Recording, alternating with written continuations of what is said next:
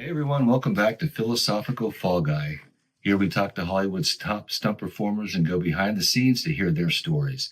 Then we dive a little deeper to see what they ponder about in those moments of silence between the chaos.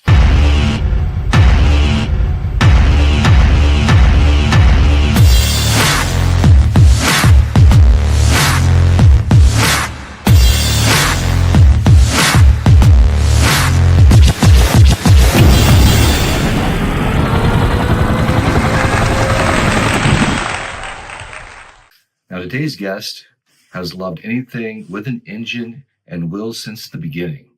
He started out on ATVs and go-karts and is now known as one of the top vehicular stunt specialists in the stunt business. He has 190 credits, according to IMDb, and he's been nominated for 3 awards by the Screen Actors Guild, 2 for The Walking Dead, and 1 for Logan. Then he went on to win an award for Outstanding Action Performance by a stunt ensemble in 2020 for Avengers Endgame. And then the big one. He just won a Taurus World Stunt Award for Best Work with a Vehicle for the movie Back in Action. He is also known for Thunderbolts, The Naked Gun, and Cobra Kai, just to name a few. I'd like to welcome to the show Kevin Waterman. Hey man. How you doing? Thanks for being here tonight. I appreciate it. All right. Yeah, man, I've been trying to get you on for a while. You've just been busy, so it's good to have you here. We've been busy. Well, yes, yeah. You more than me, but yeah. There's been, it's been a good year, fortunately. Yeah. But it was great the other day. We both had to cancel because we worked together. Yeah. Which is always a good That's right. Yeah, that's right. Yeah, cool. So yeah, man, I just kind of like to get into it. I start out with basically where you grew up. Where are you from? Okay. I grew up in a small town in Maine called New Gloucester. It's called what? New Gloucester. New Gloucester. New Gloucester. Gloucester is how it's spelled, but it's like there's Gloucester, Mass. Okay. So New Gloucester, Maine is where I grew up. It's between Portland and Lewiston, Auburn. Okay. And yeah, that's. How long did you live there till?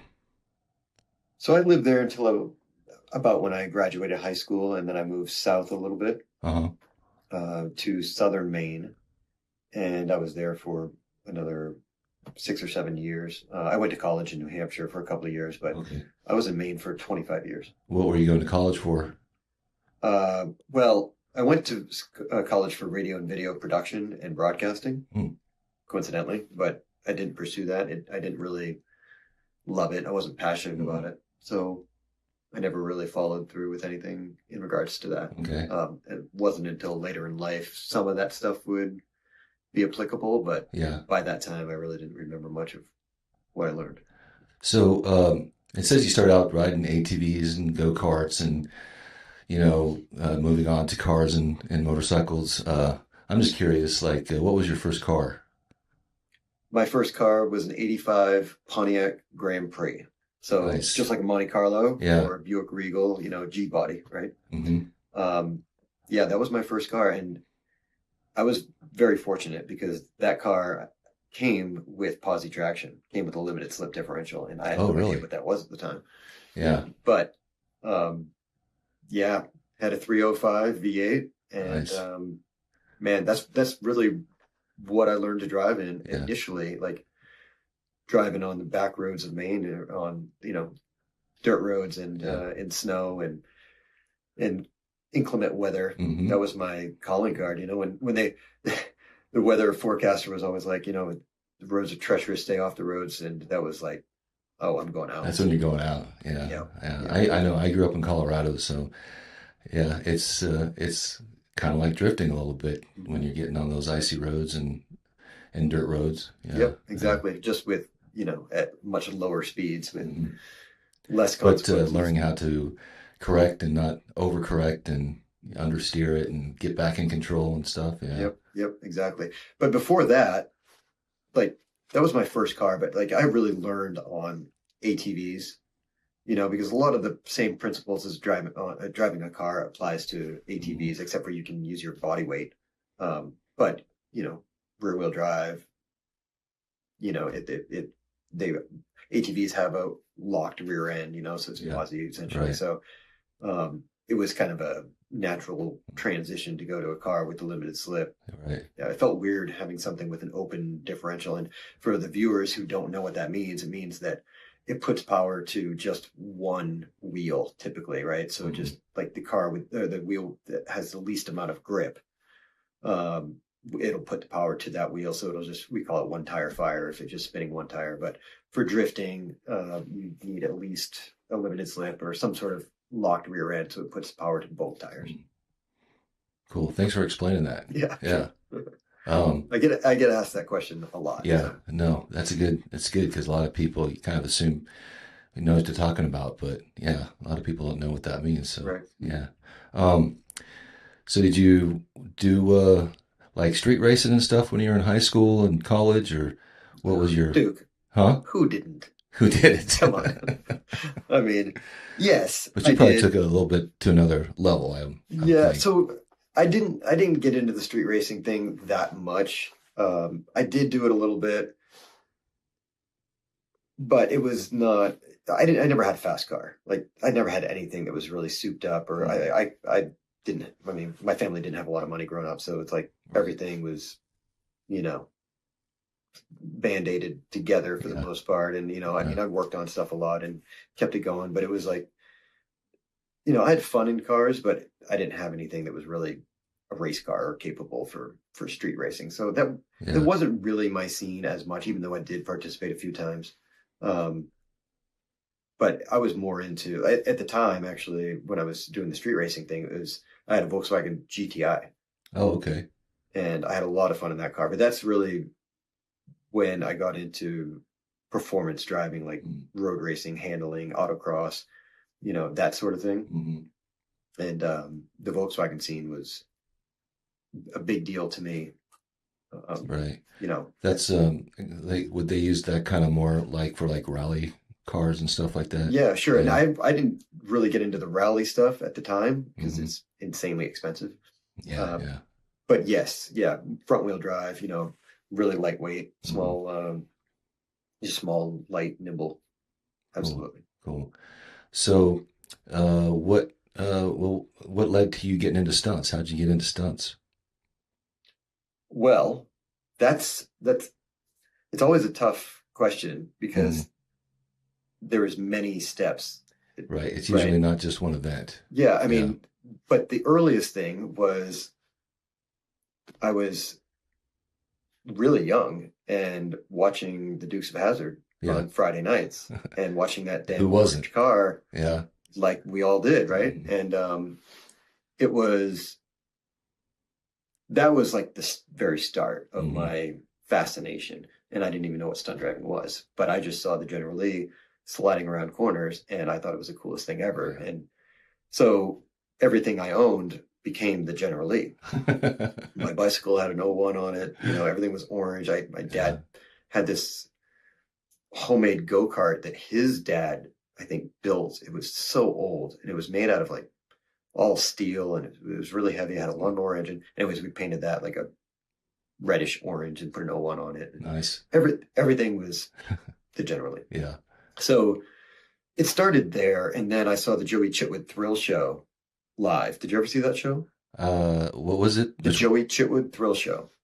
I don't think so. I So don't remember that one. it ran for a long time. I think maybe it started, you'll have to look it up, but maybe in the 60s and went through the 70s and 80s. Okay. And it was a touring stunt show that went to a bunch of circle tracks and fairs. Oh, this was like a live It show. was a live show, yeah. Oh, okay. And I saw it at Oxford Plains Speedway for the first time. Mm. My parents took me there, and I saw cars jumping and sliding and doing all kinds of spins, you know, 180s and 360s. And Yeah. I saw cars driving on two wheels in live for the first time. I'd Nice. seen it on Dukes of Hazzard Uh-huh. and Knight Rider and shows like that. Right. But then I saw it in person. I was like, what is going on? Yeah. And How old were you? young, Yeah. 6, 7. Oh, wow. Probably Really young. 8, maybe. Yeah, I was Okay. really young the first time I saw it, and we went back several years, you know, after that. Oh, okay. Like it came Anytime every they year came or to something? town. What's that? It came around every year? Okay. I don't know if it was every year, but often enough so I saw it on a few occasions. Yeah. Yeah. So there was a bunch of those shows. There was the Hell Drivers, I think, was one of them, and there was a few different ones Uh-huh. that were similar. But the Chitwood Thrill Show was like, to me, like the cream of the crop. Yeah. Those guys were awesome. That's cool. And It's long before like the monster rally trucks and stuff like that. Yeah. yeah. So I saw that, and that I just pretended from that point on, like every time I was in anything, I mean, it didn't matter if it was an ATV or my dad's lawnmower. Sorry, Dad. I was experimenting with this riding lawnmower. Yeah. And I was trying to go faster than what it was supposed to go, and I would put it in neutral and go down the hill and just try to slide it sideways and experiment with it, and it was madness. But Nice. That's awesome. yeah. Yeah. So that influenced you a lot into wanting to do stunts or kind of trick driving or that sort of thing. Yeah, so Yeah. I when I was really young, I wanted to be a baseball player at one time, and I wanted to.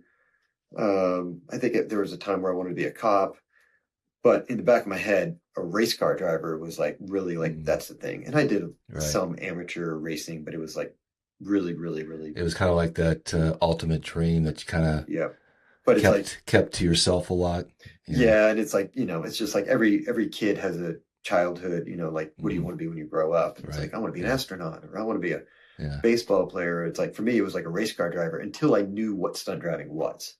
Hmm. Right. So before that, I knew a race car. I watched Yeah. NASCAR. I watched Dale Earnhardt and everybody, and my dad watched it all the Right. time. So I wanted to be a race car driver, and I wanted to be Bo Duke. Right. I Mhm. wanted to do what he did. And on the show, if you remember, they were moonshiners that were on probation, but they wanted to pursue a career in NASCAR, and they did some stuff here and there or whatever, but that was kind of the Right. goal, I think, right? Yeah. Yeah.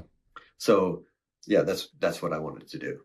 Huh. So eventually I learned, oh, that's actually a thing. Yeah. And but it took a while. When did you learn that, you think? Like, when did that sink in? I don't know, maybe middle school, something like that. I'm like, Mhm. but I never took it seriously because just like racing, I knew it seemed unobtainable. Right. Like it was like, how do you even When you're like nobody, but nobody knows you, and you're from kind of middle of nowhere, Maine, where Yeah, it's like exactly. There's it no seems opportunity. like way up here that Yeah. something. Yeah, it's just a dream. Yeah, whatever. Yeah. Exactly. Yeah. And that's what it seemed like. It was like, well, I knew whatever I was going to do, it was going to involve cars because I always had a passion for cars from day one. I never had like G.I. Joes or any kind of action figures. Never owned one. Always cars. Huh? Always. Everything was cars or anything with an engine and wheels. Yeah. Really. Yeah. Like, because I had Tonka trucks and like the, Yeah. excavators and that kind of Right, stuff. yeah. But Yeah. yeah. I remember those. That's when they used to actually be made out of steel and not plastic. Right. The Tonka trucks. Oh, yeah. Yeah. Exactly. So, eventually I got a real job. I worked for a Volkswagen dealership. After college, I worked for a Volkswagen dealership as a service writer. And so that was my job that was related to automobiles. Mhm. Right. And I liked Volkswagens a lot. And my buddy, who still is the manager at the Volkswagen dealership, his name is Justin. And we were pretty good friends, and I got the job, and we became super tight there. And I was really into the Volkswagen community. Mhm. We had our little club in our group at the time, and we had a lot of fun. We did a lot of events and car shows and did burnouts and all kinds of madness at the time, Yeah. Cool. So we had a lot of fun doing that. But then at that point, like, I still didn't even entertain the idea of being a stuntman or a stunt driver. Mhm. That was just, I didn't even consider it Mhm. because I didn't even know how one would even. How to even begin to start Yeah. pursuing something like that. Exactly. It's Yeah. like I was taught, like, you work hard, you learn a skill or a trade or whatever it is, and you get a job doing that, and Like so many of us were. exactly. Yeah. Mhm. So it wasn't even. I didn't come from a world where you can, where that was even introduced as like, Right. pursuing something like that. It was like very blue collar. Mm-hmm. How long did you work at the dealership for? So I worked at the dealership in Saco, Maine, Mm-hmm. for, I don't know how long it was, maybe 3 years, 4 years, Mm-hmm. two, something like that.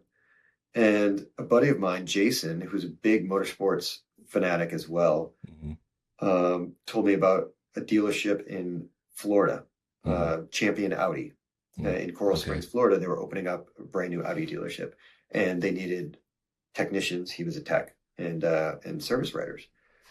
So he's like, "Hey, I'm thinking about going down here and checking it out." And I said, "I'm coming." I'm coming. Yeah. Yeah. I mean, it was, yeah, he asked me about it, and I was like, yeah, I don't know, maybe. But then I was like, you know what?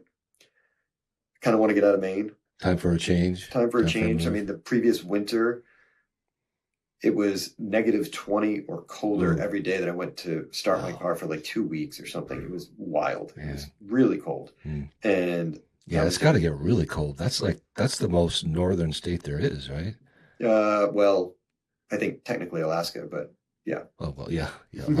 Alaska would be. You're right. Yeah, but in the lower United States. It's South Canada. Yeah. Wow. So it's it's pretty brutal in Maine. I mean, it's a beautiful state, but the winters are long and cold and dark and gloomy, and I needed a change. So yeah, I went to Champion Audi in Coral Springs, and I went with a girl. Actually, my girlfriend at the time, who I met at the Volkswagen dealership, came with me, and Jason, and we had got an apartment together.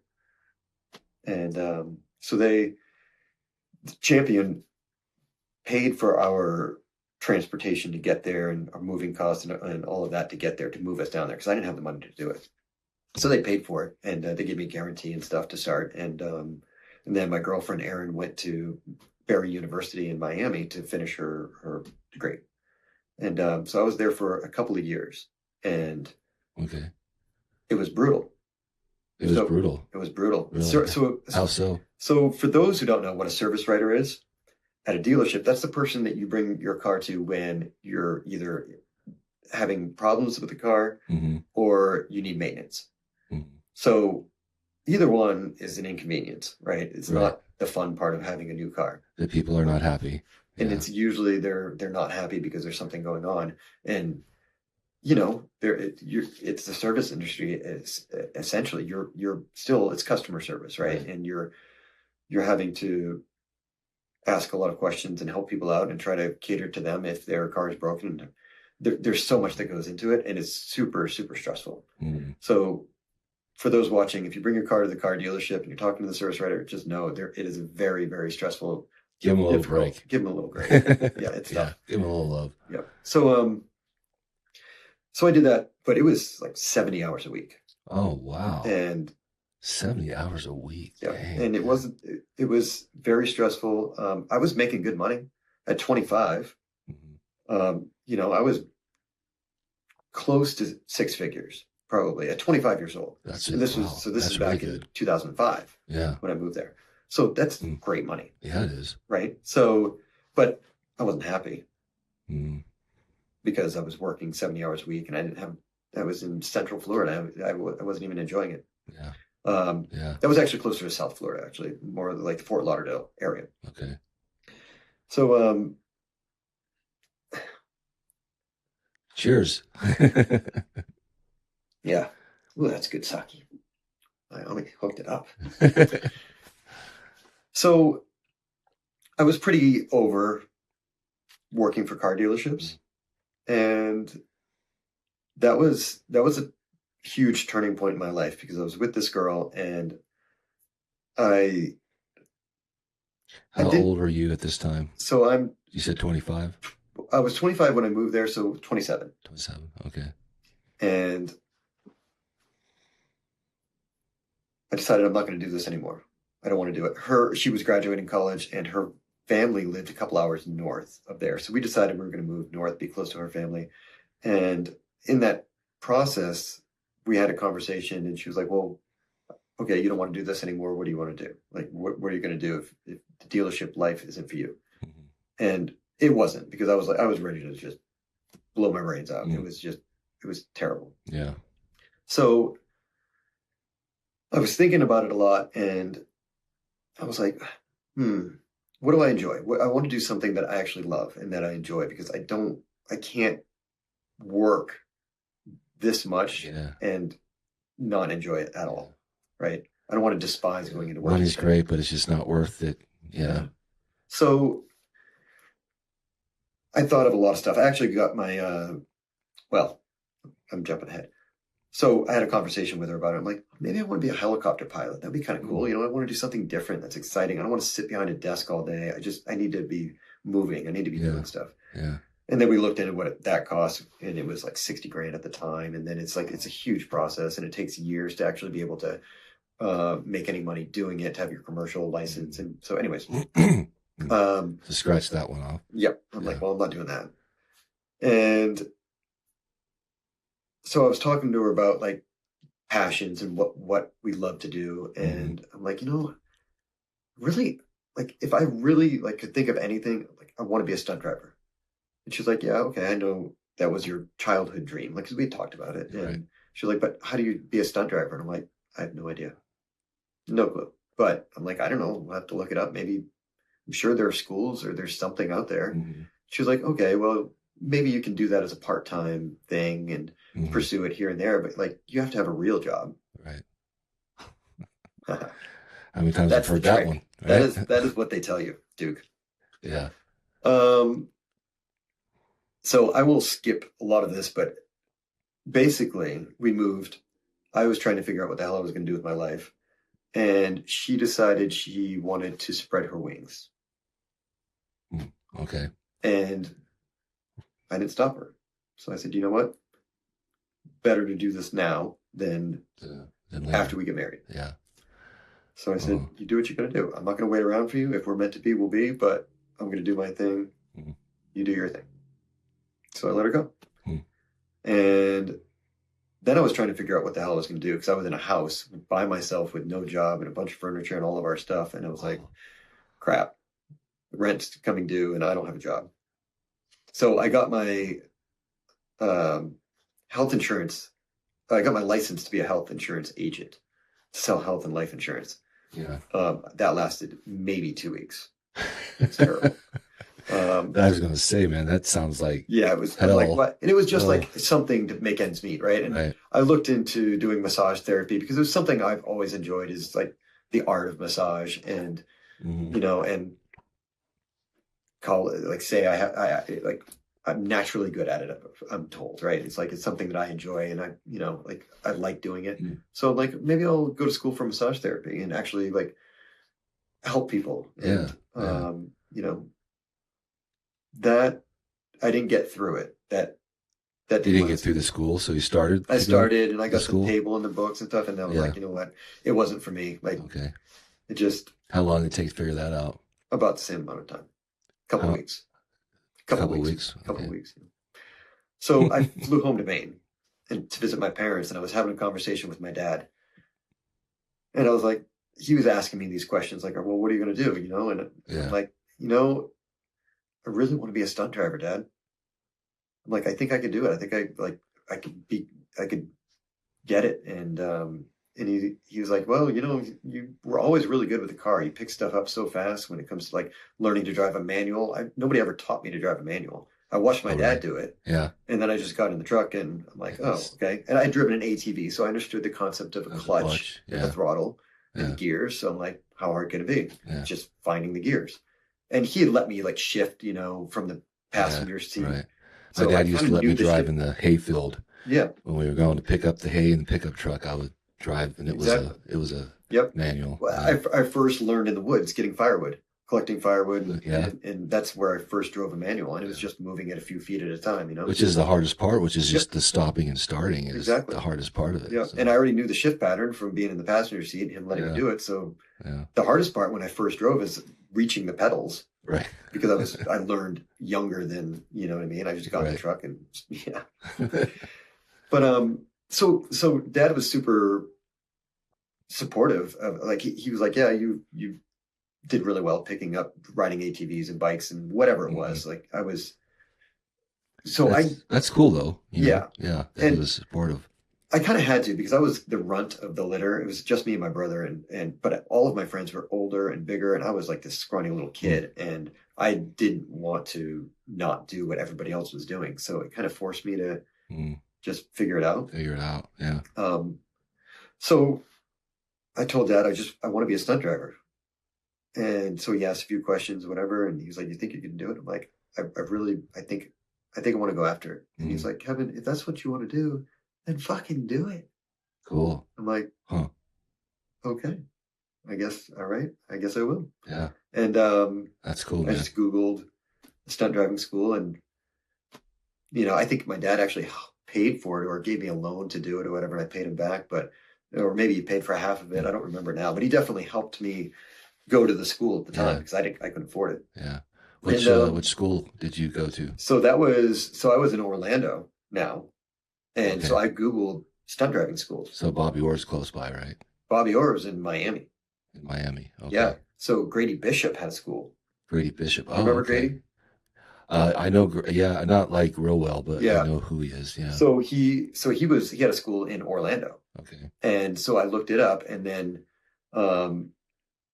I saw that he was connected to Lights Motors Action, the stunt show at Disney. Oh, right. Lights Motors Action Extreme Stunt Show. Yes. And I was like, oh, this is the guy that helped put in the show, the stunt driving show at Disney. And I didn't know much about the show, but I kind of knew it existed. And so then I was like, all right, well, clearly this is the school to go to because it's in Orlando where I live. Yeah. So I'm like, well, I'm just going to sign up and go. Cool. So I did. How long was the school? That was 2 days. 2 days? It was a 2-day school. Yeah. Yep. And it was the first time in my life where I felt like this is my calling. It clicked. Like this is it. Yeah. And they told me that as well. Yeah. They're like, have you done this before? And I'm like, sort of. Like I pulled handbrakes and stuff several times, and I've just screwed off like most kids. Right. But I did some ice racing in Maine, and I did some like various types of driving, like not just in the snow, but on dirt and whatever, just screwing off mostly. But I learned a lot. And so I picked it up very quickly. But I needed a job.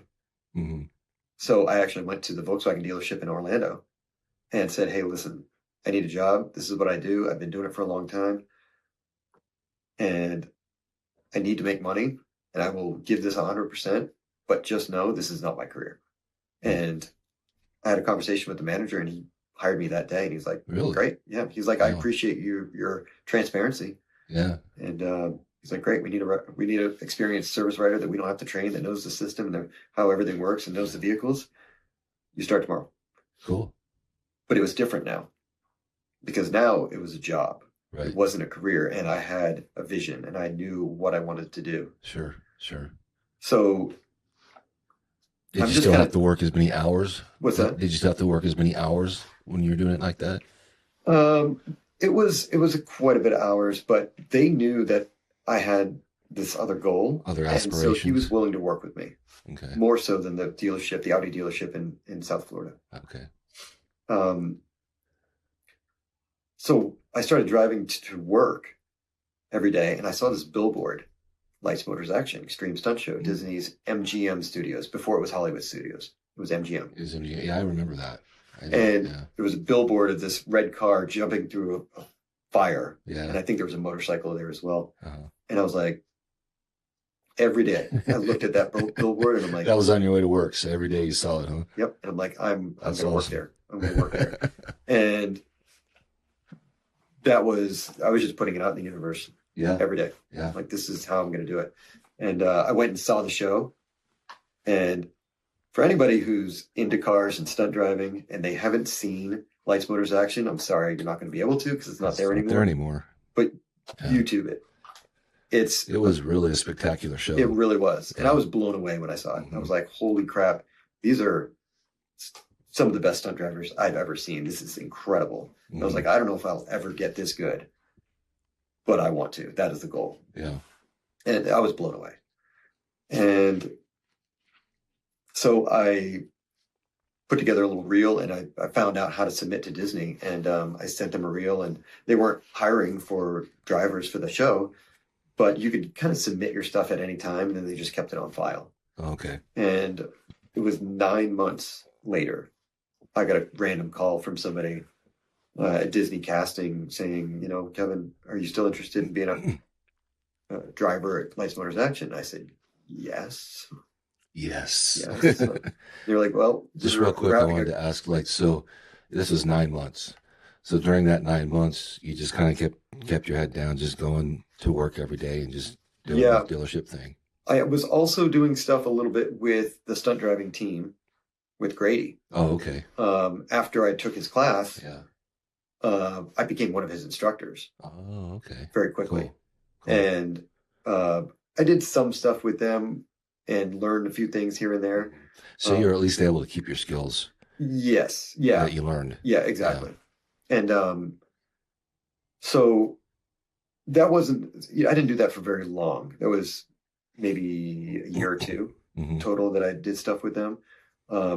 Once I got the call for Disney and I went there, I went to, well, they said, would you like an audition? They call it a qualifier. And I was like, yes, absolutely. And they're like, okay, here's the deal. Like, we've got X amount of people that are coming in to audition all week. And there was a lot. There was a lot of people that were auditioning. And I don't remember the number, but I want to say it was like 50 or 60 people that were auditioning. Wow. And they were looking for... What year is this? Do you remember? 2007. 2007? 2007. Maybe the end of... Yeah, it was the end of 2007. And they said... we're looking to hire 3 or 4 part-time drivers. And so if you want to come and audition, you know, here are the dates. And so I went and I auditioned, and we actually drove the cars from the show. So it wasn't some other vehicles. It was actually the cars that we used in the show. And a week later, they called and said, hey, we'd like to offer you a part-time position. Nice. I was like, sweet. Here's the caveat. You've got to train for 2 months, full time, 40 hours a week. Oh, okay. So you can't have another job. But then the 2 months of training is kind of like boot camp. It's like you have to pass all of the tests in order to be qualified to drive and show after 2 months. And if you don't pass, sorry. Right. You've got to be able to pass everything.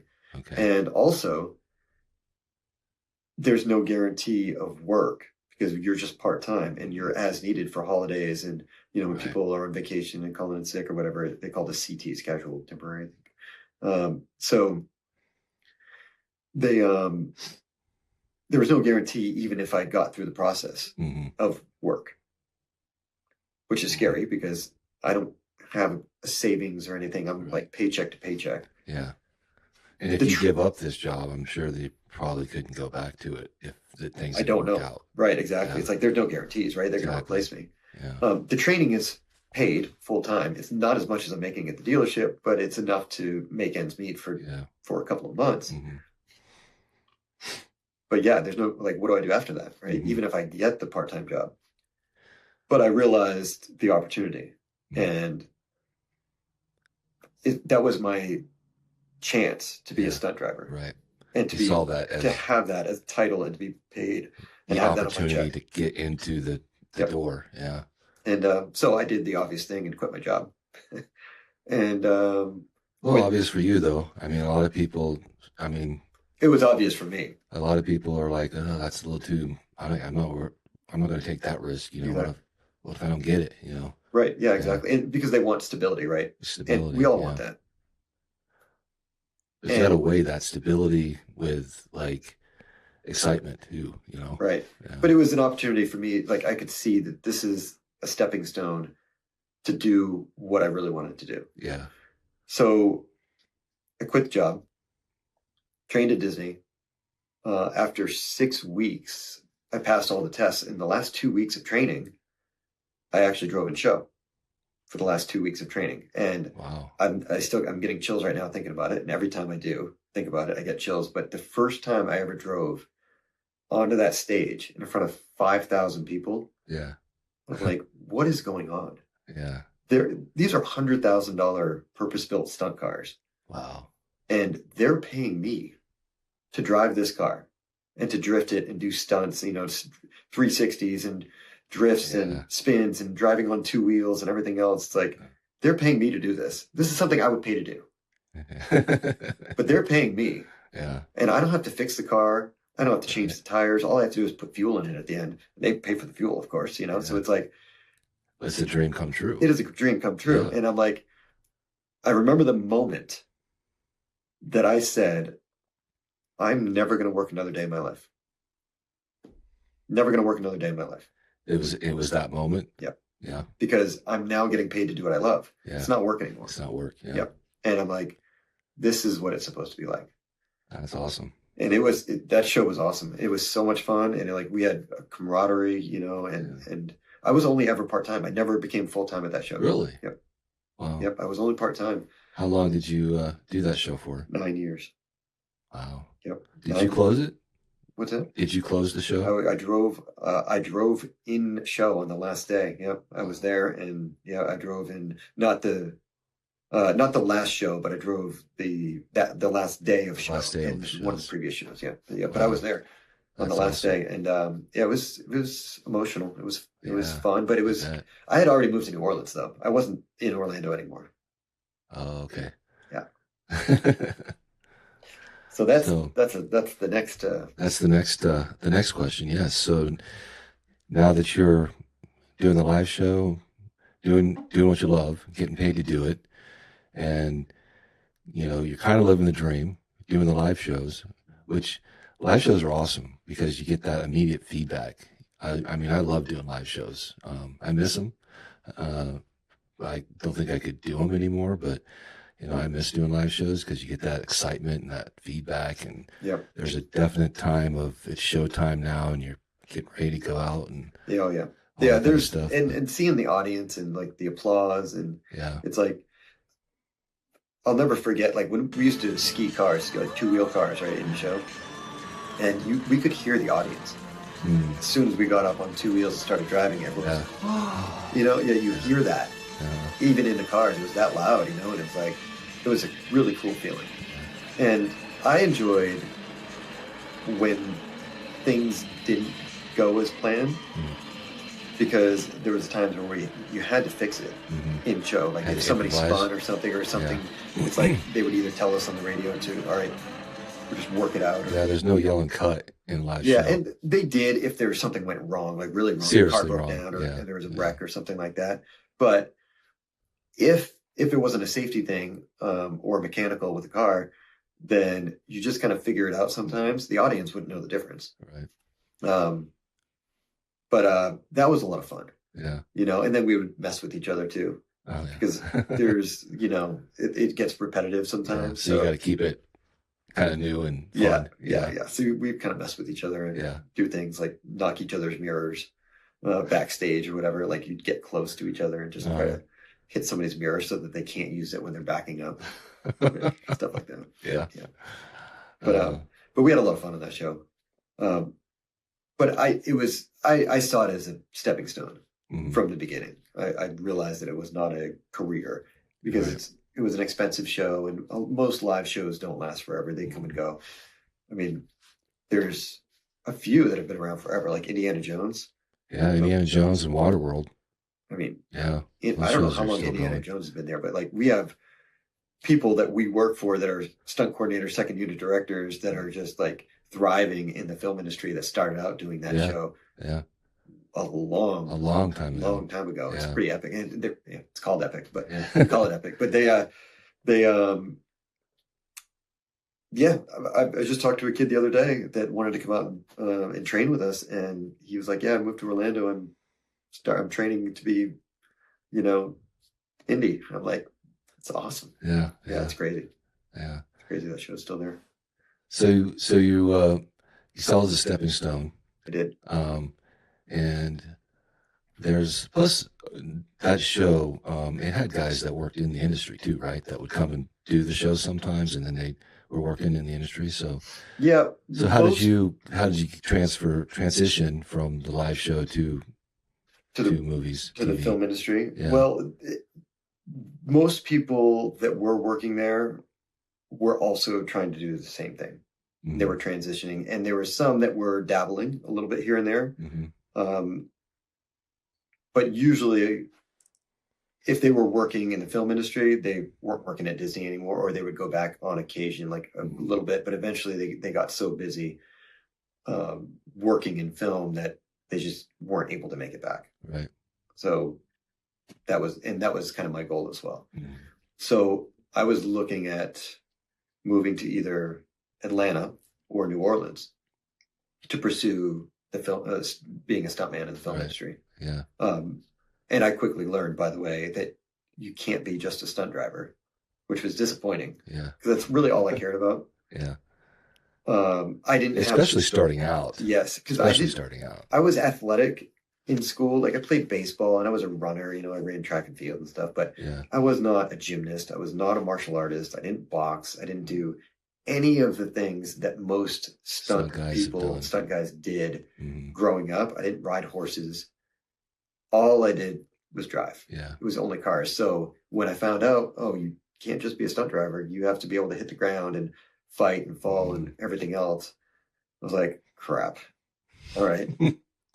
Well, let me learn some of this stuff, you know. Yeah. Because did you go over to the Indiana Jones show and ask them guys to? Yeah. I mean, I did work with them a little bit, and I did some falls, and I did, you know, various things, because I was told I had to, and I agree. Like, looking back at it, they were right. Like, you know, starting out, nobody's going to hire some kid that's never driven on camera to slide up, you know, with cars. Like, there's so many people that have been doing it for so much longer, but they might pay me to fall on the ground. Right. So unfortunately, in my mind, I had to learn all that stuff, and I enjoyed it. I learned a lot from it. But I was never really passionate about the other aspects of stunts like I was driving. Like that, it was at another level to me. It was just like, I enjoyed it so much. I was so passionate about everything driving. Yeah. So I moved to New Orleans. It chose New Orleans. It chose New Orleans. What year is this? This is going to be 2011. Because things weren't that happening in Atlanta yet at that time, but they were pretty busy in New Orleans at that time. It was, yeah, and that's why I picked New Orleans over Atlanta. I considered Atlanta because people were saying, "Oh, it's up and coming," but I knew New Orleans was hopping, and I was like, "All right, if anywhere it's gonna, if I'm gonna be successful anywhere, I think this is where I should go to get some credits under my belt." Yeah, and so you just picked up and moved. Sort of. Sort of. Sort of. So I met another girl in Orlando, Jenny, who actually I met her because she was a journalist at a local newspaper, and she did an article about stunt drivers, the local stunt drivers in town or whatever. And so I met her and started hanging out, and we started a relationship, and that lasted for a few years. And she was so supportive of me being a stunt driver because she saw my passion for it, and she realized like how much I love this and what I wanted to do, and she really pushed me to pursue it. And she was a lot of the reason why I picked New Orleans. And what we decided was that I was going to sell everything that I had, like toys or whatever I had accumulated that I didn't need. And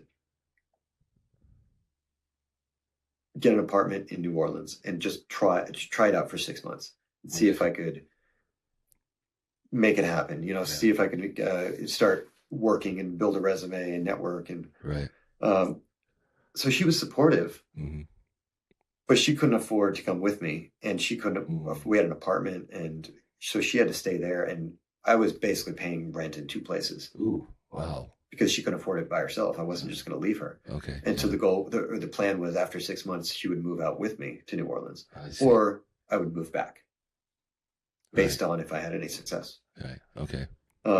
So I packed up, went to New Orleans, and started hustling and networking and training and hitting the gym a lot and just everything I could. To network, and went to all kinds of events, and I was an extra and did whatever I Yep. could do. Yep. Stand in, work, whatever, Yeah. to try to network, just like everybody does when they first are trying to get into the business, And I was told by several people when they asked what my experience was, I was like, oh, lights, motors, action. I've been doing stunt driving there. And they were like, what's that? And I'm like, oh, I was kind of surprised that they didn't know. Didn't I'm know like, about it. I was pretty proud of it. And, well, everybody in Florida knew what it was. Right. From, anybody that was in the live shows. But then I realized that not everybody knew what it was. And a lot of people didn't in the film industry. Well, yeah, especially if like the guys came from California. Exactly. Yeah, they probably had no idea. Yeah. Or they may have heard of it and they're like, oh, yeah, whatever. But right. So I was told by several people that, like, yeah, if you want to be a stunt driver and work in the film industry, you got to go to Rick Siemens. They called it Rick Siemens, right? It's the motion picture driving clinic, but everyone referred to it as Rick Siemens School. Yeah. So I was like, okay. And I knew of Rick Siemens, and I'd heard of it, but I knew it was pretty pricey. And I was like, I already do all of these things all the time. Yeah. But they were like, yeah, but you have to have it on your resume. So I was like, damn it. Yeah. So put it on a credit card and went to Rick Siemens, and I had a great time. Did learn a few things, learned some tricks that, because everything I had done prior to that was pretty much Disney cars. They were purpose-built stunt cars made to do what we were doing. We weren't driving normal street cars. Right. Yeah. So I did learn some tricks and techniques from Rick Siemens that I didn't do previously. It was an easy transition because I had done so much, and it worked well. And I was like, oh, this is awesome. And I actually convinced Rick to let me do level 1 and level 2 back to back while I was there, because I flew out there. I had a hotel. I'm like, listen, while I'm here, just doing both. Can I do the second one? And he's like, yeah, you find a couple more people to do it, and we'll just tack it on at the end, and you just do 1 and 2 back to back. Great. So I did. Cool. And that was great. And then I was back in New Orleans, and it was a couple of months later, and I found out Rick was coming to town, and he was working on 21 Jump Street. And I was like, oh, cool. This is pretty cool. Yeah. So I went and hustled 21 Jump Street, and I showed up with my backpack and my headshot, and I'm trying to meet the stunt coordinator, and I'm just kind of standing around, and I see some people I know, and I'm talking to them, and I'm just kind of waiting around and trying to stay close but far. Who coordinated that? Well, Richie Burden was the second unit stunt coordinator. Okay. And that's who I was trying to talk to. Yeah. Right. Because everything happens on second unit, right? That's where Rick was working. He was on second unit. Okay. So I'm standing there, and I knew who Richie Burden was, but I didn't know what he looked like. I just knew his name. So I figured like I'll meet somebody here, or I'll talk to somebody that I know, and they'll introduce me, hopefully, or I don't know. Yeah. And so I'm standing there, and I look, and I see Rick Seaman walking up with the guy, and I'm like, he's like, Kevin, how are you? And I'm like, oh, he remembers me. This is cool, And hey, Rick, He's like, we working together? I'm like, no, I wish. I'm like, no, I'm here just hustling, trying to, meet the stunt coordinator and hopefully, get some work. He was like, no shit. Richie, this is the guy I was telling you about. And I'm like, the guy I was telling you about.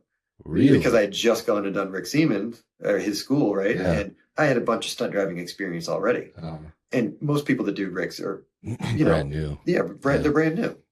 So it was just odd for somebody that had a significant amount of experience already to go and do the school. Right. So he remembered me. Right. And so he said to Richie, this is the guy I was telling you about.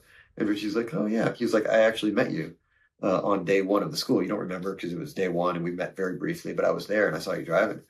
Wow. He said, send me your headshot and resume and I'll see if I can squeeze you in somewhere. And I was like, oh, my God, thank you so much.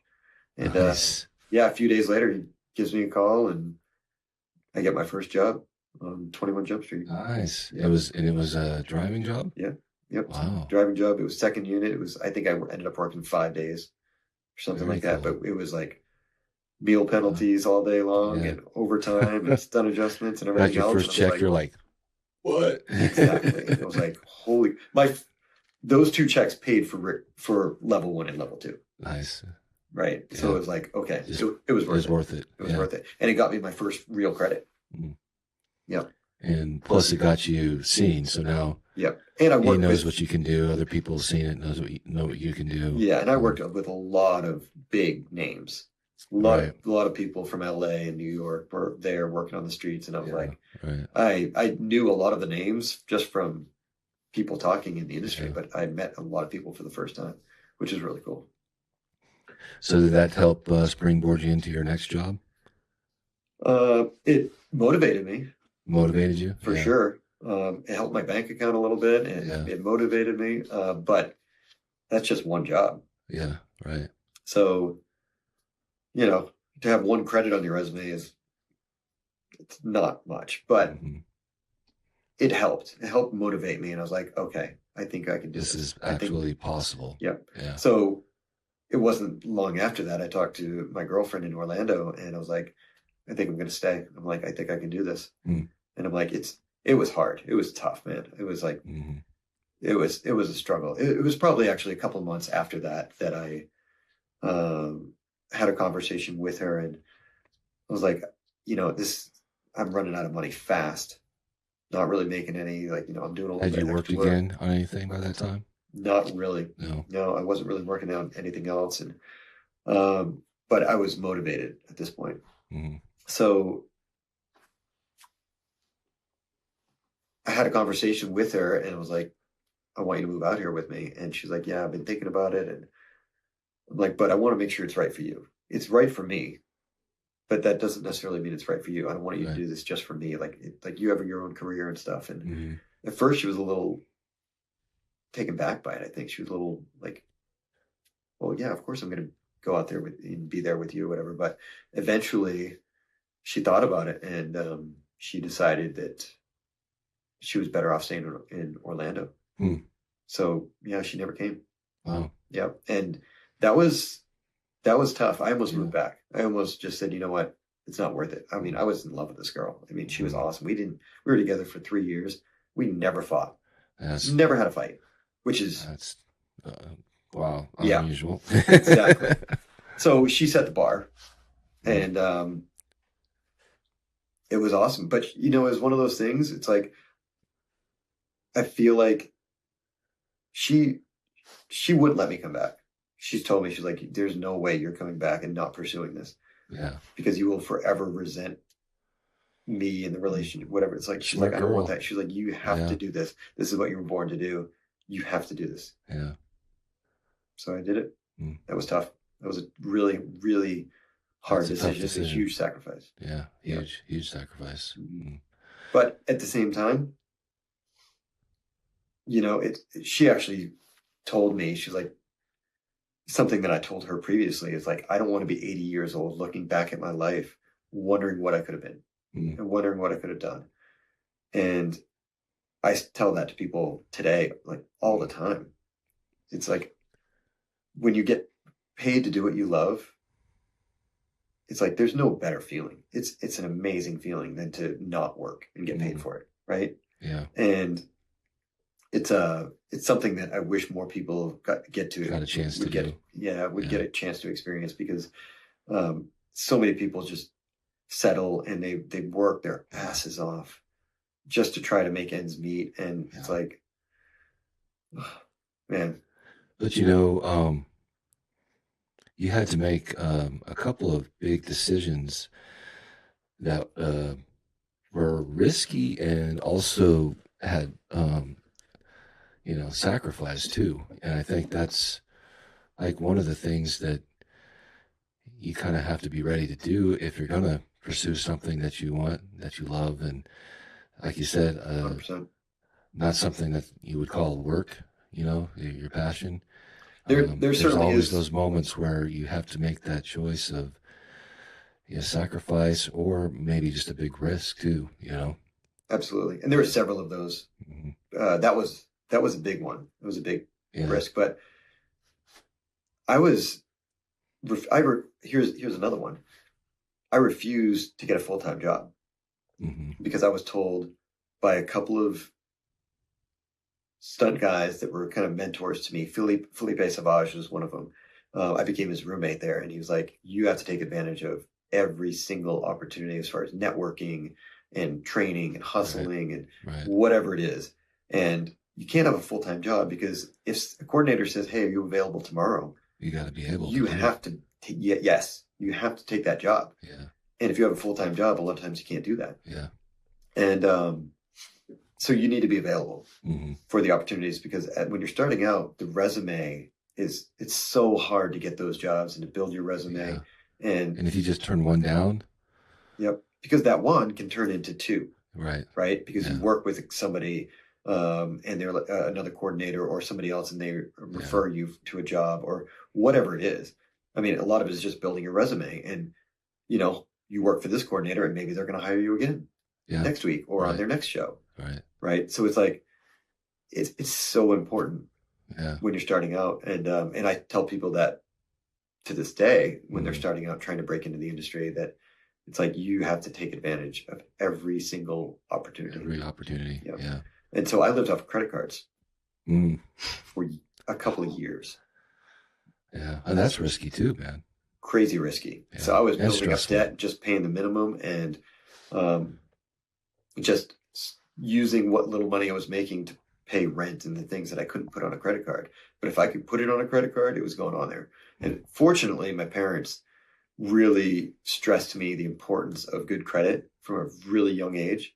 And so I had really good credit, and I had $28,000 in debt on credit cards. Wow. Because I refused to have a full-time job. But I worked at Disney still part-time. I would go back 3 times a year. I would drive back to Orlando and work there, and it was paid training, paid to play. Cool. And I'd barely break even for the cost of having to go back and forth, but it was fun. It was, I'd make a little, keep my part-time status alive. And I got a job at NOLA Motorsports Park in New Orleans as well. Oh, okay. And became a driving instructor there. Nice. For their road racing programs and stuff like that. And so that was kind of my new paid driving job. So I was actually doing both. And that was a lot of fun. I got a lot of track time there and a lot of experience road racing and doing that kind of stuff. Nice.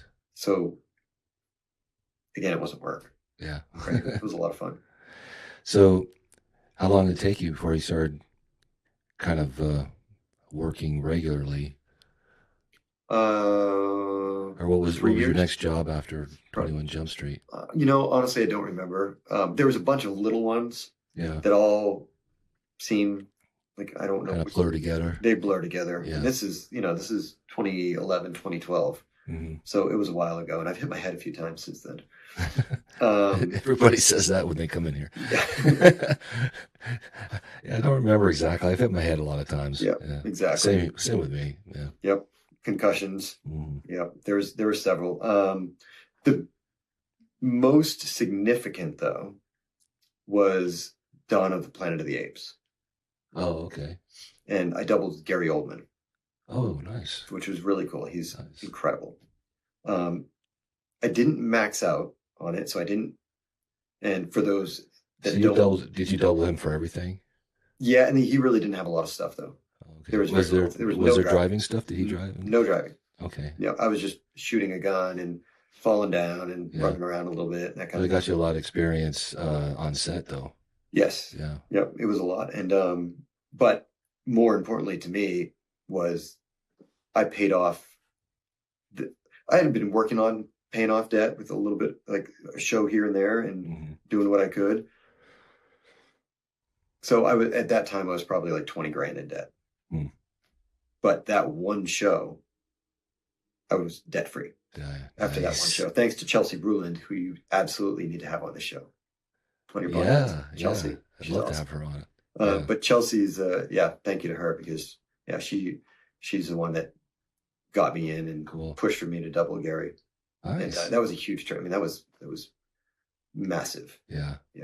When I say debt free, it was just credit card debt. I had other debts, but it really helps if you have like just one big show like that. Yeah, it's a game changer. It is. Yeah, can really. And that's the thing about this industry is like, right? It's like it will like you can not work for months Mm-hmm. and then get the call and work for 3 months straight.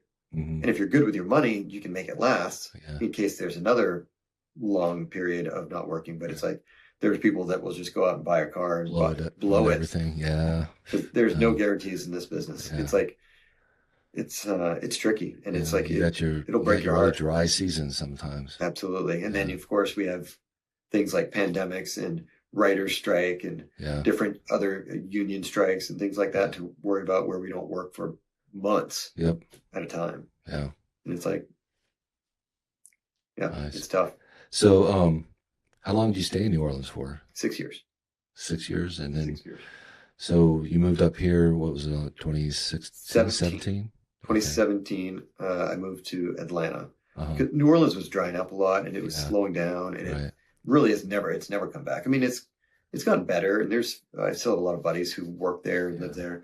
Yeah, it seems like around 2015, 16, they lost some incentives or something. Exactly. Yeah. Yep. And then you worked there a few times. We worked together. Yeah. In New Orleans, but what do we work on? Oh, Free State of Jones. Yeah. Yep. Yeah. We had these massive beards. That's right. Was that the first time I think it was. I think that's where we met. Okay. Free State of Jones. Yeah. Matthew McConaughey. Yeah. Yep. Okay. Garrett Warren was our stunt coordinator. Yeah. That was fun. That was fun. Yeah. Wild, man. That was actually my first horse riding job. Oh, was it? On that show. Oh, nice. Yeah. Yeah. Who else was that? Tommy Turvey? Was Tommy out there? What's that? Was Tommy out there? Tommy Turvey? Yeah. Yeah, he did work on it. Not when I was out there. Okay. But there was a bunch of guys, man. Willie Weber, I think, was out there, and Paul O'Connor. And oh yeah, because Paul was doubling Matthew. That was a huge job. That was a massive opportunity for him. For him. Doubling. Yeah. And then he just took off after that. Yeah. Rocky Abisakar. Yeah. Was working there. Mm-hmm. Yeah. Met a few guys on that. Yeah. Yeah. Yeah, that was a fun show. Yeah, it was. Yeah. That's a far cry from anything I do these days. Yeah. Playing a I remember. war Were you there when they wrapped, when we were the last night? No. Willie and Rocky, they went and got garbage sacks full of beers and brought them back to the set, to the honey wagons, and just as we were checking out, man, they were cracking the beers open, and already having a good old time. Yeah. Those were brutal days, man. It was hot and humid, and it was the outfits they had us wearing brutally hot. And were you in the scene? we were dead. We were playing, we were dead soldiers in this one particular scene. And I remember laying there on my back, and I'm just like this, right? And there was 200 extras. Yeah, there marching. Was a lot of extras there. They were marching, and you hear them coming. March. March. And we were just laying there, and they were told, "Go ahead and you can step on the stunt guys. Just step on them. Step on you?" Yes, they were like, "Oh, it's okay. Your stunt guys, go ahead and if they're in your way, you just walk on them, just march on them." And it was like, "Oh God."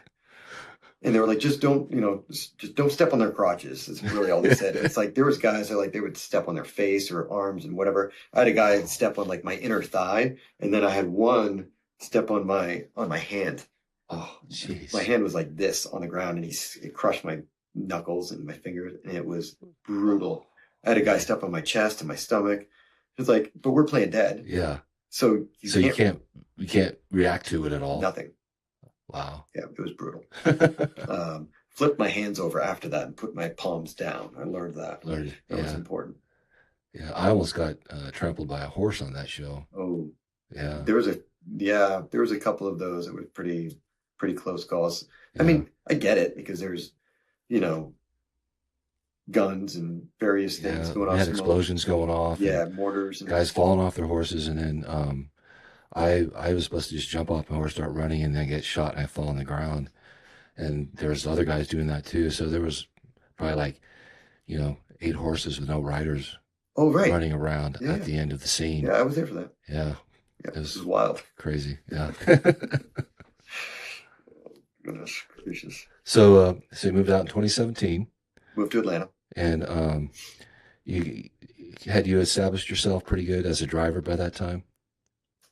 Um, Fairly good. Fairly So good. this is still a time where I was wrecking a lot. I was still doing the stuff that I had to do because I could grow a beard and I Yeah. could double a guy. Wrecking, you mean like hitting the ground? Hitting the Yes, ground. not wrecking cars. Right. Hitting the ground. Yeah, I wasn't wrecking any cars yet. Yeah. I might have a couple of low budget stuff, but I'd never done a turnover in a car, never done anything. Had I? I don't remember the year of my first turnover, but I think I had done a couple of things. Okay. Yeah, I was doing more driving stuff, but it was a pretty healthy mix of hitting the ground, fights, falls, whatever. Right. You know, playing the bad guy, Yeah. playing the cop, whatever it was. But yeah, I was getting a few driving opportunities. Yeah, but I wasn't known as like, you know, like a top driver yet or anything like that. No. Okay. No. So, what did you work on when you came out here? What was the first thing you did? Duke. Really tested your memory here, ain't I? Yeah, I don't remember the first day because I was working in Atlanta a little bit while I was in New Orleans. Oh, like coming back and forth. Yeah, it was like, you know, I was working, it was regional hire. So it was pretty easy to come back and forth. I mean, The Walking Dead was the most notable because I was doubling the kid, right? On it. I was his stunt double for a few years once he was full grown. So Carl. Yeah. Oh, okay. Yeah. So I was his stunt double. So I was already working on that when I was in New Orleans. Oh, I and see. then actually that was my first pipe ram. Yeah. Oh, really? That was my first turnover. Cool. Was The Walking Dead. On Walking Dead. Yep. Okay. And so that was really cool. But I don't know if that was the first thing that I worked on. It was one of them. Okay. One of the many. I worked on, there was a show called Thank You for Your Service. Yeah, I was just going to say. Teller. Yeah, I was doubling the guy on that one day, and we were just doing like some driving down the road. Do you remember that? Nope. But I believe you. But you were. Oh, was I in the pod car? You were. Yes, you were in the pod car that day. Yeah. Yep. There you go. Yep. I was in the pod car. Yeah. So yeah, that was one of the first ones. You know, Mm-hmm. a lot of stuff in The Walking Dead. It was a lot of TV, a lot of that kind of stuff. Yeah. Back then. Cool. Yeah. And I did a lot of stuff with Rudy too. Rudy Weber. Yeah. Yeah. So Rudy and I became pretty good friends, and he ran a couple of he did a couple of movies, and so I assisted him on those, and got to do a lot of driving. Nice. That was on a movie called Killer Man. Killer Man with Liam Hemsworth. Okay. Which I was his stunt driving double, which is hilarious because he's like 6'3". Yeah. But in the car, you can't tell. You can't tell. Yeah. And I got to drive my own E39 M5. Nice. Rented it to the production and had a blast in that thing. And rented my black Crown Vic to the show as well. Oh, cool. Which was a lot of fun. Nice. But yeah, so I did that, and then I did another movie in Birmingham with Rudy just after that it was called Live when we filmed it, but it became Line of Duty. Okay. And that was a ton of fun. We got to do some pretty gnarly stuff on that. A lot of helicopter stuff, a lot of car chases, turnovers, jumps, all kinds of madness. Cool. And it was like nonstop every day. So that really helped establish you. Yeah. Doing all those shows. Yeah. And I became like Rudy's guy early on, as like I became his driver, his guy. And then I assisted him on stuff, and helped him in pretty much every big project he's done since then. I've been a big part of it. Cool. So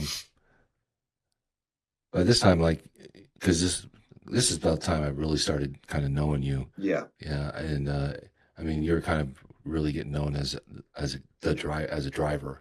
You know, one of the real good drivers here in Atlanta. And then you started your school, or not school, well, your dynamic stunts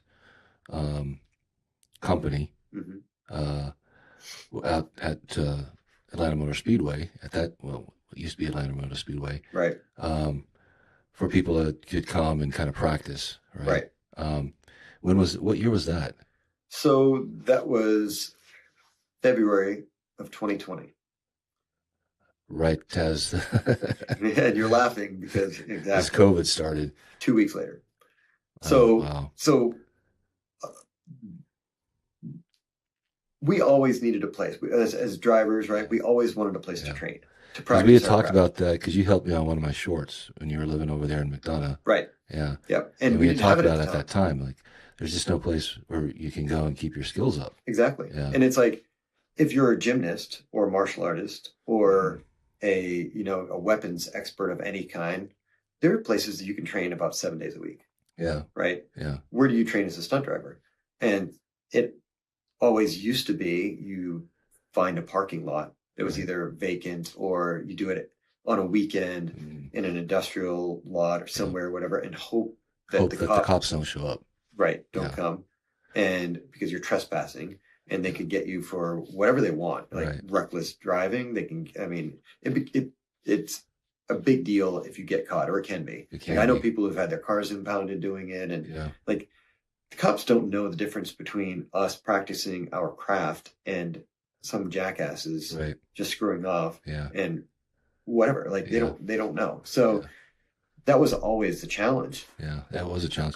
I remember I used to find, like, when they're starting to build subdivisions. Exactly. Me too. And I would go, because then you can practice like you're on a road and doing the 90s and stuff. And I would go out at nighttime, and I was out and actually in McDonough. I found a place and I was doing it and just doing my thing. And next thing you know, look in my mirror and there's the sirens coming up behind me, and I'm like, oh no. And that cop comes up, and I don't think he expected to see somebody of my age. Right. He thought it was a kid out there. Right. So he was just like, what are you doing, man? So I tried to explain to him, I was a stunt guy and stuff, and he kind of looked at me kind of funny, but I was wearing a shirt at that time. I don't remember even what it was for. That said some kind of stunts on it. stunt shirt, just want to show and stuff. And he's kind of asked me a couple things I've been on, and he let me go. Nice. He's like, yeah, just find someplace else. Don't do that here anymore. I was like, okay, thank you. Yeah. And yes, you got lucky. Yeah. Yeah. Not everybody's that lucky. Right. And it's, it wasn't private property probably. Yeah, not technically. I mean, it wasn't marked or chained or anything road, like that. Right. But that's the challenge with, private property. You're trespassing as well. And they could say, oh, you're damaging the asphalt. Exactly. Yeah. Yeah. So anyways, so of course we never had a place that we could train like any other aspect, special stunts. Yeah. Right. Yeah. I mean, horses, it doesn't matter what it is. There's a place to train, really. So I had been looking around for a place, a parking lot that I could rent, or, I considered buying a piece of land and paving it, even on my property. But then I realized the astronomical price of paving a parking lot. It's ridiculous, right? And at the time, I think it was $250,000 to pave a football field. That's just the asphalt. This was back, around that time, around 2017 or whatever, right? Pre-COVID. And so that was just the asphalt itself. Yeah. So I'm like, well, that's not happening. You're like, no, that's not happening. Yeah. Never make that money back. No. Yeah. So I went to the Speedway to find out what it would cost to rent a parking lot, because I did it a couple of times when I worked at the NOLA Motorsports Park. They had a skid pad where they had drifting and stuff. And I would rent the skid pad and then have a bunch of people come out and everyone would chip in. Yeah. The problem with that, I learned, though, is that I had to pay for the lot in advance because I had to reserve it. Right. It was like a couple of grand anyways. Yeah. But then a lot of people got work or they didn't show up. Mm. And I told everybody, all right, it's $200 a piece or whatever it was, $250, $300. And so then people came and they paid the $250 or $300. Those that showed up, and then those that didn't show up didn't pay because they didn't show up. I should have made them pay in advance, but I couldn't. I didn't do that. So I paid the difference. Wow. So that didn't last. Yeah. So then when I went to Atlanta Motor Speedway and I asked about renting a parking lot, and they told me the number, and it was like, well, that's not going to happen. Because they also needed insurance and, you know, all of the things that went along with it. And so I was like, oh man, I don't think that's going to work. And he was like, well, what are you looking for? Like, what are you trying to do? And so I explained it to him, and he was like, what's your ideal situation? I'm like, well, ideally I'd have a shop with a parking lot, and me and my buddies could come out once a week, twice a week, whatever, and train and really take things to another level. Because just like anything, the more you do it, you get to a level where it's just you becoming an expert if you spend enough time doing any craft, right? And I'm like, I want to get to that point where I'm driving so much that it's like, I just want to bring it to another level. Right. So I made a deal. They worked out a deal so that I got a shop and I got a parking lot once a week. I got the shop, you know, access to it every day by Sunday. And then I get the parking lot once a week. But I had to work around the rest of the schedule and whatever else is going on, whether it's a concert, a NASCAR race, graduations, a car show, whatever is going on out there that is priority. I have to work around those schedules. So there's, you know, it may be a Tuesday, maybe a Thursday, maybe a Saturday, and it changes each week. Right. And initially, it was a bunch of people that were going to come out, and they were all going to pay. Everyone was going to chip in, pay like a monthly fee, and it was just me and my buddies, and everyone was just going to pay the same amount, and we'd have a place to train. Split it, share it, yeah. Yep. And then 2 weeks later, COVID happened. What timing, man! Right. So now everybody's not working. Now everybody's holding on to their money. Exactly. But I still had a lease that was much, much more than my mortgage. Ooh. And I wasn't working either. How long was your lease for? A year? 1 year. Wow. Yeah. And I signed it 2 weeks before COVID. Oh, man. Wow. Yeah. So there were people that were coming out. But it was tough the first year because it's like, I don't blame them for not wanting to come because like they don't know when they're going to work again. I didn't know when I was going to work again. So it's like, I didn't hold it against anyway. I get it. Yeah. Totally get it. But then I started opening it up to other people besides just my friends that I had initially talked about doing this with. And it was like, all right, I need to keep the doors open.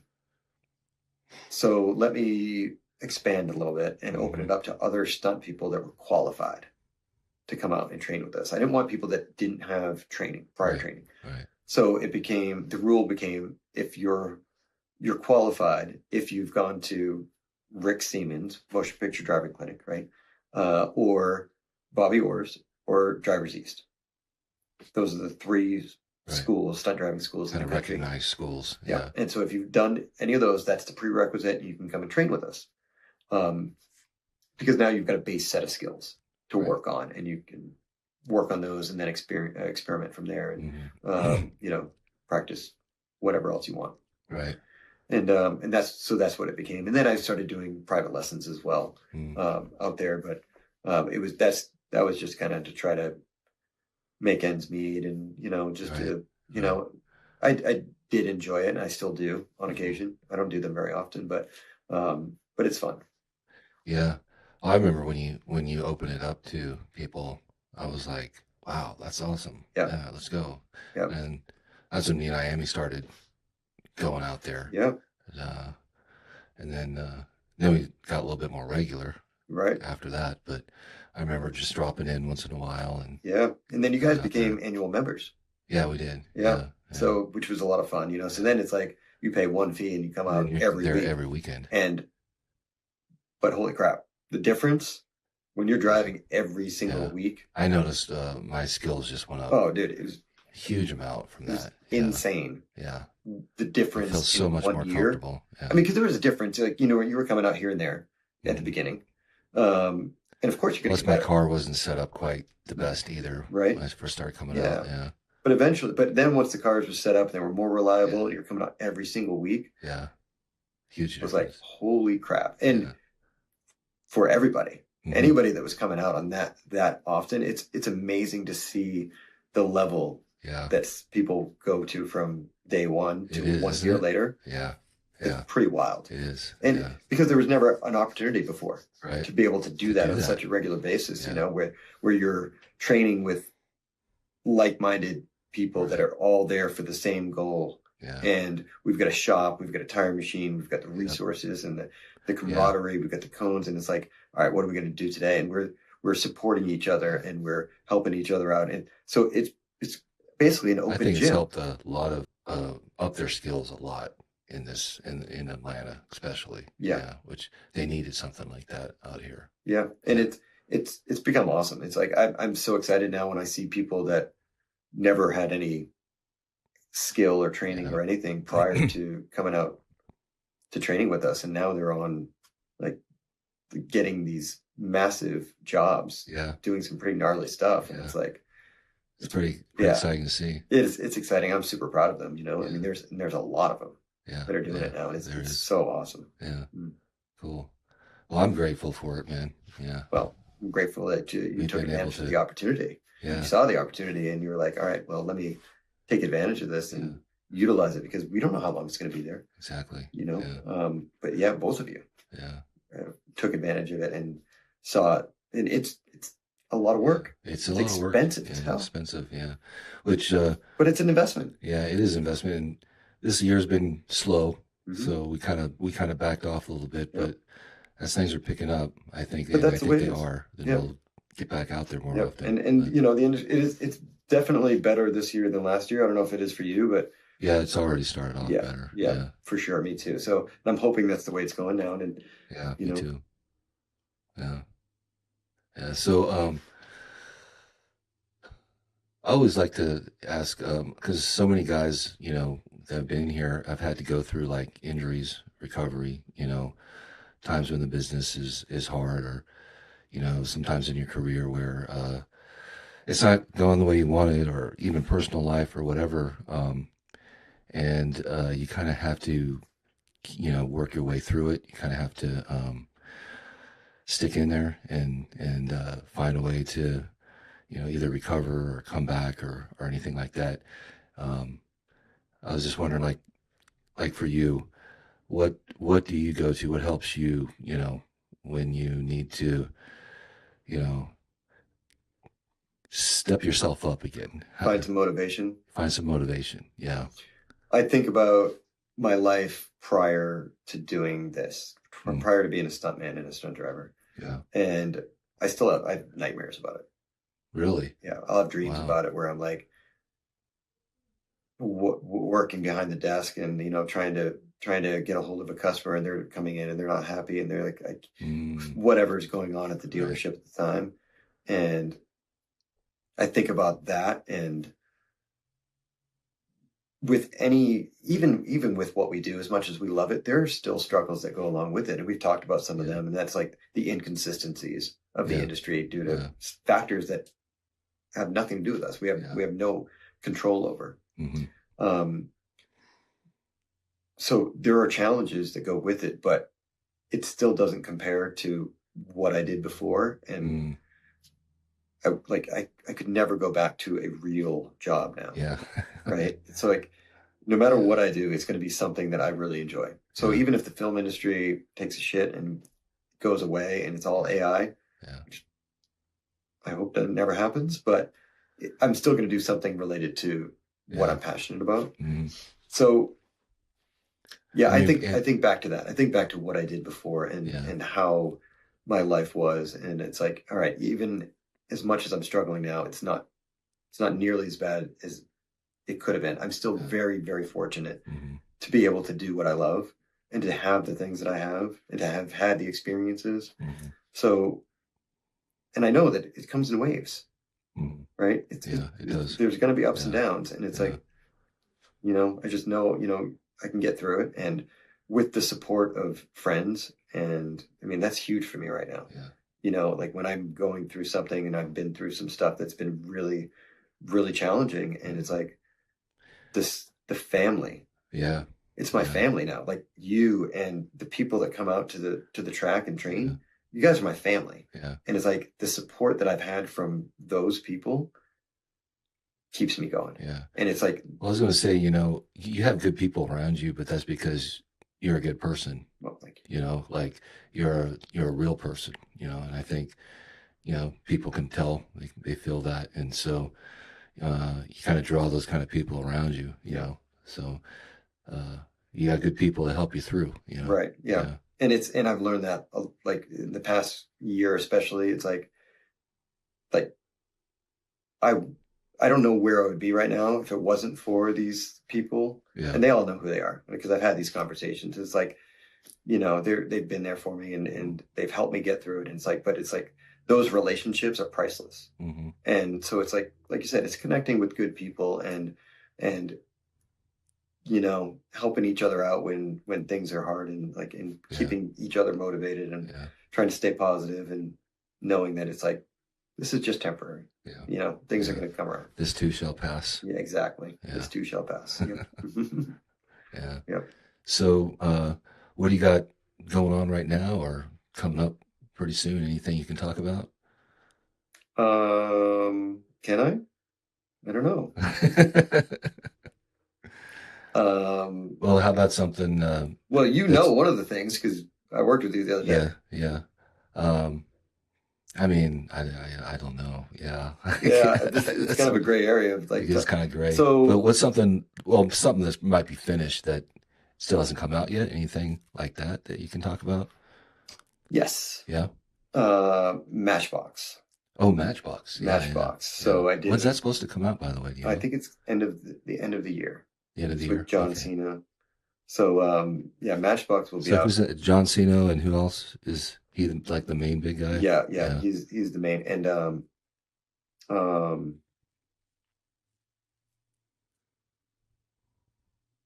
was bad with names too, man. Yeah. What's her name? Jessica Biel. Oh, Jessica Biel, the main lady. Okay. Yeah. But yeah, John Cena is one of the leads in it, and I obviously can't talk too much about it because it's not out yet. Right. But we had a lot of fun on that. Yeah. Yeah, we had a lot of fun filming that overseas, and that's hopefully going to get a lot of attention, mm-hmm. and hopefully as one of the top driving car movies. Yeah, is the hope. And they did everything pretty much practical in that show.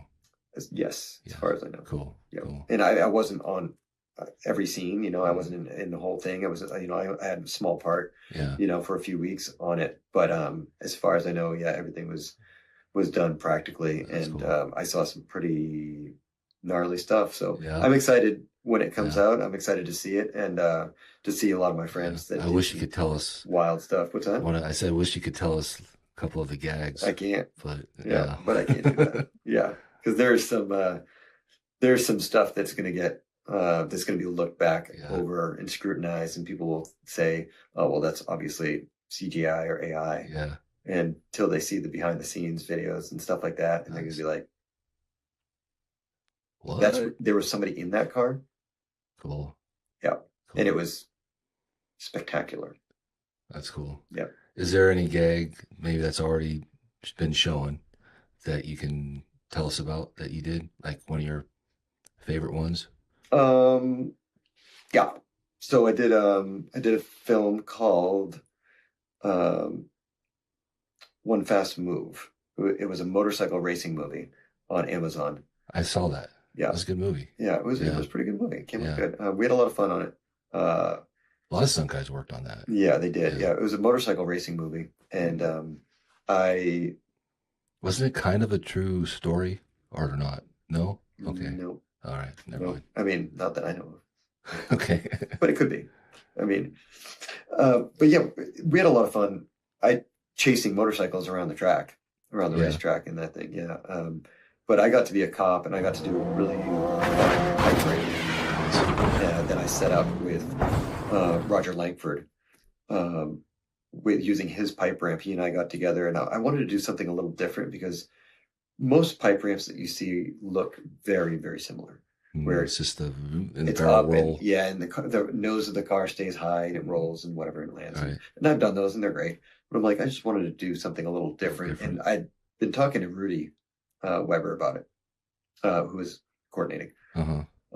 And we wanted to do something different. And so we set up a car where when I hit the pipe ramp, I left it, and then when I became airborne, I tagged off another car once I was airborne. So it flipped me up completely upside down. Wow. It was kind of like a corkscrew. And how did you land? Upside down, or left front of the car. It landed, but then it rolled.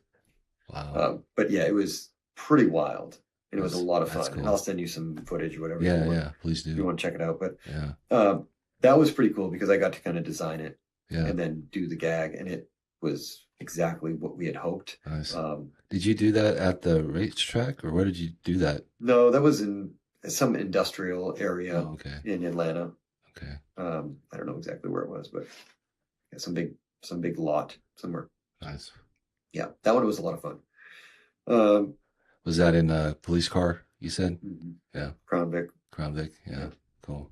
The perfect car. Yeah. The perfect car. The perfect car. Yeah. Yep. I think I'm buying another 2 of them next week, by the way. Are you? How many cars you got now? Do you even know? No, but I think with these 2, it's over 50. Wow. Yeah. It's quite a collection, man. But it's you got to remember, so a lot of them are rentals. So a lot of my cars they're stunt training cars. So I rent them to somebody who doesn't have a training car. Oh, okay. Right. So they can come out and they can use the car and train with it at the speedway. Yeah.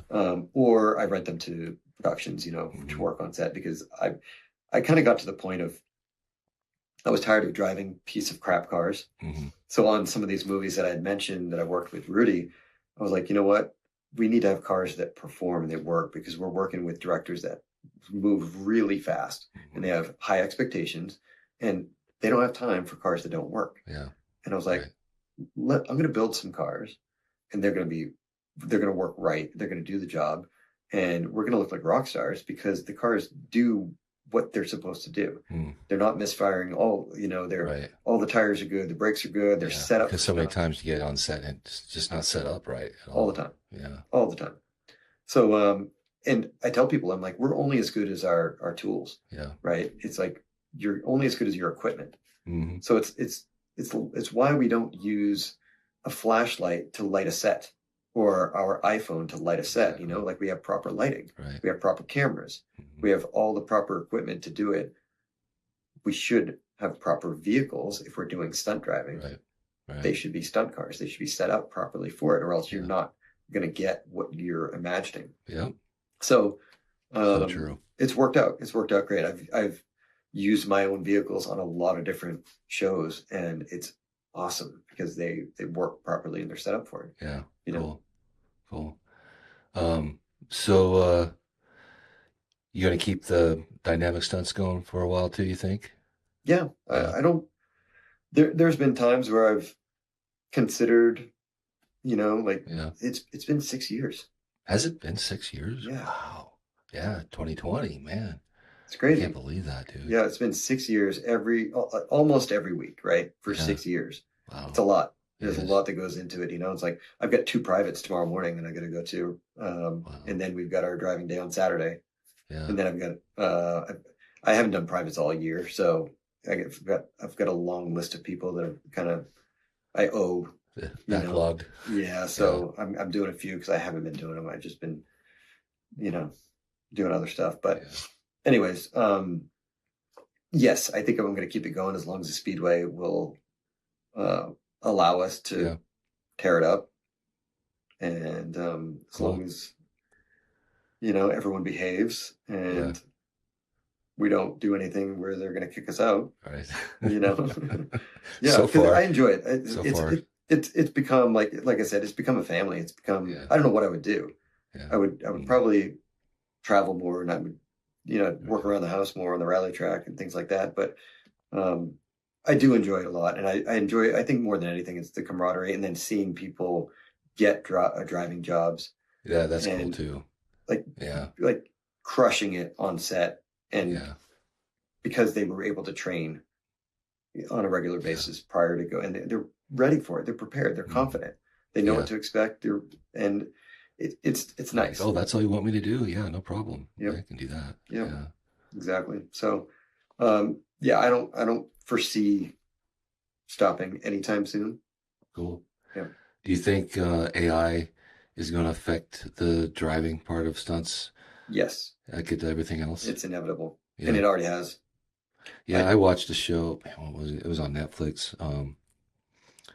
It's been a while now, last year, and you could tell. I mean, you could still tell though at Yeah, that point that it was AI. and It's like we can I know tell physics does not work like that. exactly. So, So and I think that most people will be able to tell, but there's sometimes like we've seen videos where I'm like, I had to look twice and yeah, really I like know. it's It's like if really you're having to gotten. look that hard, it probably doesn't matter. Yeah, And most people I think don't care. exactly. Yeah. Especially the younger generation because they're so used to video games Hmm. and they almost Expect that. they expect it and they prefer it Yeah. if it's a little more Mm, animated, right? If it's computer generated, what right. they almost expect it because that's kind of what they're used to. Yeah.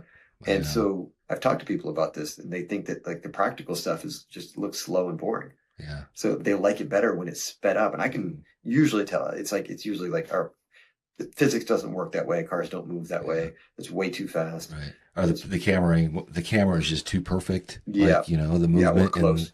how they catch it and everything. You're like, there's no way they could have done that practical on Yeah, set. But exactly. So I did a 360 last year.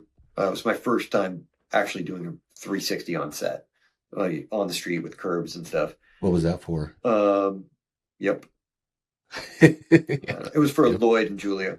Oh, okay. Yeah, I don't remember the name of the show honestly. Um, but it was one day and You were doing a forward 360? forward 360. Yeah, Wow, that's but it tough, was supposed dude. to be the car spins out and then crashes into a tree, Okay. and it's not out yet. I just realized, Okay.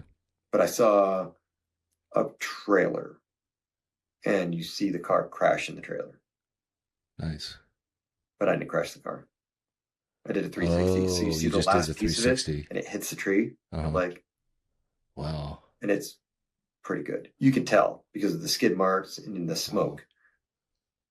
So practically, you just did the I did the 360 360 in the street and then stopped it, and and stopped it. then but they took it and put it so that it slammed into the tree. Huh. And that was the whole gag. I mean, we put the car by the tree and made it whatever Right. look like that it crashed, and they did all the post stuff. But yeah, it's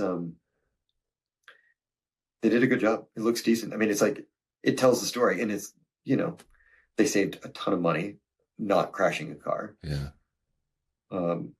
I would have rather. At least they still did part of it practical, Yes, which is exactly. cool. Yeah. Yeah, but I hope that people want to see the real thing, the real stunts. Mhm. We've I think worked. they eventually will. I hope so. I think they'll get bored with the AI. I think, Yeah, because it just takes I don't know, it just doesn't have the same, excitement to it when you just know, oh, it was just, worked in a computer simulator. That's it. yeah, Yeah. yeah. I hope so too. Yeah. Well, Okay. we'll see, I guess. I guess Yeah. we'll see. Yeah. Yeah, and if it goes away, we'll figure out something else. Yeah. Cool. Well, any parting advice for people, especially like new stunt people coming up in the business? Yeah, I was just talking to somebody about this today, actually, a friend of mine, and yes, it's especially right now with AI, and Mm. the industry is not as booming as it was when, a few years ago. It's really hard starting out. It's Mm. hard. It's always been hard. It's always been hard, but It's always been man, hard. And it now, is like, I wouldn't want to be starting out trying to pursue a career in stunts right now. me neither. Yeah. I, and I don't, I want to be positive and I want to be inspirational and I want to be, um, give people motivation to do it. Yep. But I'm also a realist Hmm. and I'm not saying that it's not possible, but when veterans and when people that have been doing it for 15, 20 years and they're super established aren't working a lot, you're going to have your work cut out for you. Yeah. Right. So I think that everybody should pursue their dreams. I really don't think that anyone should be working 70 hours a week at something they despise doing and just dreading going to work every day. There's somewhere in the world, there's somebody that will pay you to do what you love. Mm-hmm. Right. So you got to figure out what that is and who's going to pay you to do it. Yeah. But as far as stunts go, you've got to train, you've got to network, you've got to work so much harder, and hope that you got to find something that somebody else doesn't have, whether that is a special skill or hopefully you have a specific look or whatever. But, you know, network, talk to people, and take advantage of every single opportunity you can. Set yourself up for success. It's like, you know, if you've already got a family that is relying on you for, you know, financials, and it's like it's probably be not pretty for you. tough. Like you've got to do this as young as possible. As long as you're mature enough to do it and smart enough. But when you're physically in shape and you can recover, because you're going to get injured. But Plus don't when do you're it if young, you've got financial obligations. And, you don't have the financial obligations yet. Yeah.